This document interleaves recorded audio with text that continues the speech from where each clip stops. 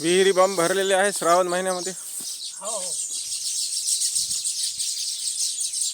आणि हाताने विहिरीचं पाणी काढत आहेत.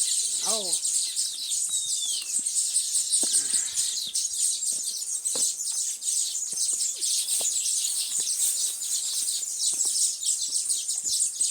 ह्या वर्षी सोयाबीनला जास्त येणार आहे उतार.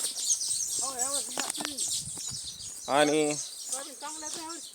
सोयाबीनही चांगले आहेत आणि कापूसही चांगला आहे आणि तूरही चांगली आहे. हो सगळं पीक चांगलं आहे यावर्षी. फक्त भाव भेटला पाहिजे सोयाबीनला, भाव भेटेल ना. बाकी काही नाही. भाव भेटेल या आशेवर आहे शेतकरी.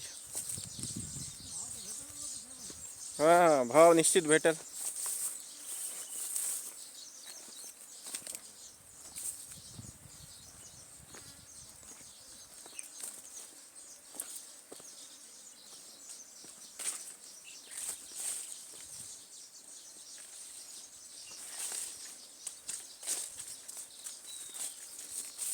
फक्त आशेवर जग कायम आहे. आशा लावून शेतकरी मेहनत करतात, शेतीत मालही होतात. परंतु मराठवाडा अजूनही अनेक बाबतीत पश्चिम महाराष्ट्रापेक्षा मागे आहे शेतीच्या बाबतीत, असं म्हणलं जातं. ते का म्हणलं जातं याचा आपण शोध घेऊयात. हे असे बांधावरची झाडं पहा तुम्ही. आता हे माझ्या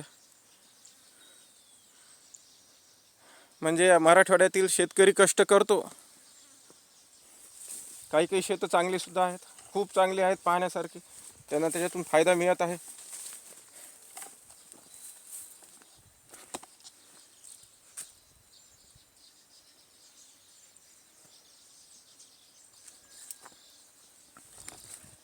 आमच्या लहानपणी एक कविता होती, आला आषाढ श्रावण आल्या पावसाच्या सरी.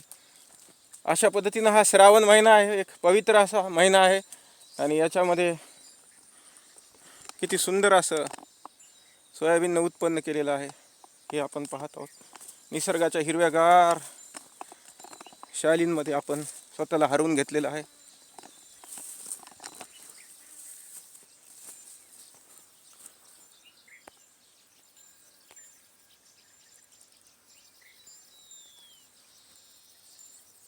कडुलिंबाचं झाड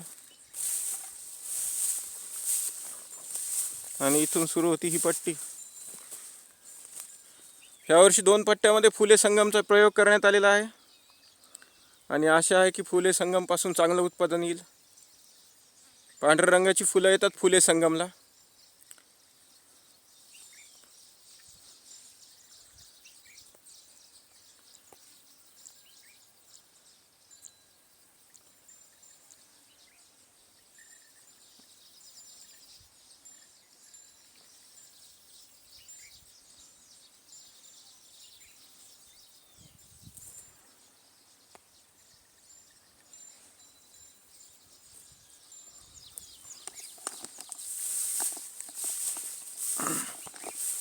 सोयाबीनचाच पेरा खूप मोठ्या प्रमाणावर आहे.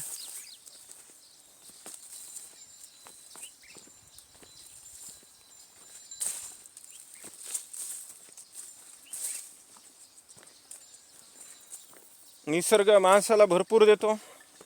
माणसाने सुद्धा निसर्गाची काळजी घेतली पाहिजे. मुख्य जीवांना साथ दिली पाहिजे. आणि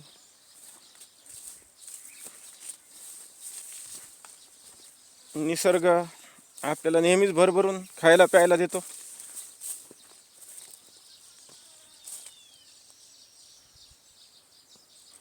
श्रावणाचा पवित्र महिना आणि भरभरून असं आलेलं सोयाबीनचं पीक. नमस्कार सर्व यूट्यूब मित्रांना, मी आहे पराग कुरुंदकर आणि आपण आज 18 ऑगस्ट 2024 रोजी माझ्या परतूर येथील शेतात आहोत.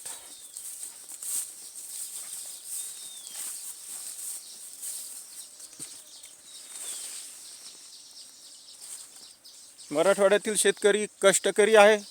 प्रतिकूल परिस्थितीमध्ये सुद्धा चांगलं उत्पन्न कशा पद्धतीनं घ्यायचं याची त्याला चांगलीच माहिती आहे.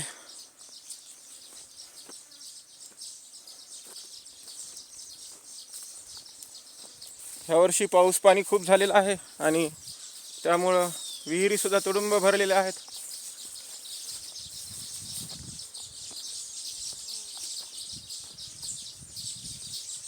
निसर्गाचं पाहण्यासारखं दृश्य आपल्याला भेटत आहे.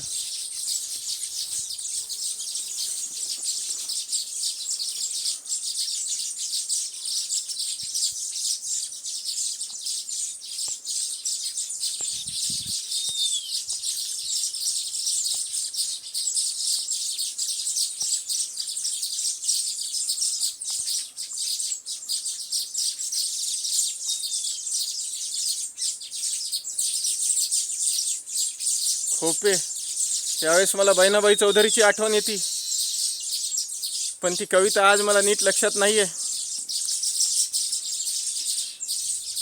खोपा नावाची आम्हाला लहानपणी एक कविता होती. खोप्यामध्ये ग खोपा कसा टांगला जीवासाठी, पिलासाठी जीव कसे तिने टांगला, अशी काहीतरी एक खोपा म्हणून आम्हाला बहिणाबाई चौधरीची चांगली कविता अशी होती.